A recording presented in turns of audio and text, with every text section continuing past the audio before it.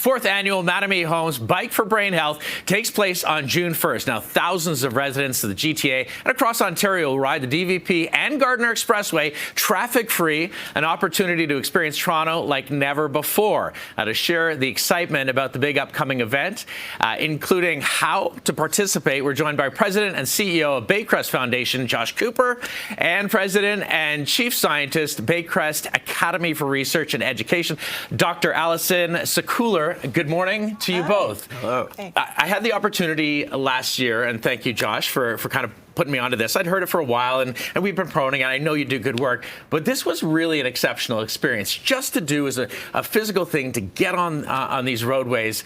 You know, you've been promoting it since the beginning. So how do you explain to someone who's never done it how cool this experience is?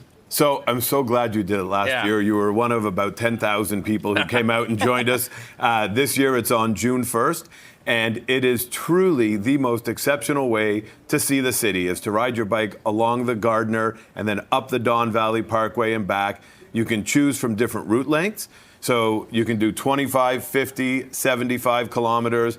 Last year, we also added a new 10-kilometer route. Right. And that was incredible, too. We had a lot of little kids and families come out and do it, and so it was great. Yeah, you have the Palooza thing. Tell me a little bit. So, yes. Pedal-palooza. So, Pedal-palooza, it is a really good time. Okay. I love that. And at Pedal-palooza, people can come out and they'll check your bike for free, and the police will look over your bike, and they talk about bike safety. And there's a whole bike village that people can visit before and after they do the ride. I'd be remiss if I didn't show off your socks when we talk about registration. Easy to do. You know, it's not a complicated. You bring down all the barriers. You just go on the website. You're also looking for volunteers, which is always helpful. Yeah, this event is massive, and we have between 500 and 600 volunteers who come out and help us that day as well. So volunteers are great.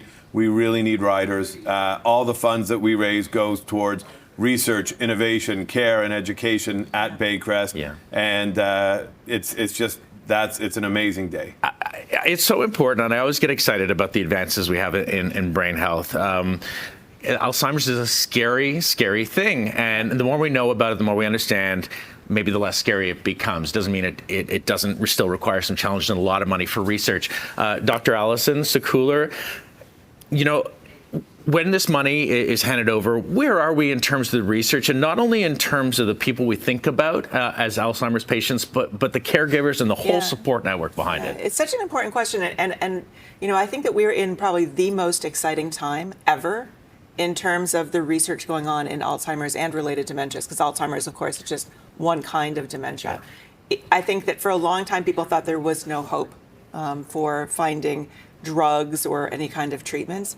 And what we're looking at now is sort of twofold in terms of the development. One is there is activity happening in terms of drug treatments and other non-pharmacological treatments, but also we know so much more about what you can do to prevent dementia in the first place. Huge. And exercise looms really large in terms of decreasing your dementia risk. And one of the things, you mentioned caregivers, one of the things I think that's really important for people to recognize is that if you are a caregiver for someone living with dementia, you can be up to 6 times more likely to develop the disease yourself.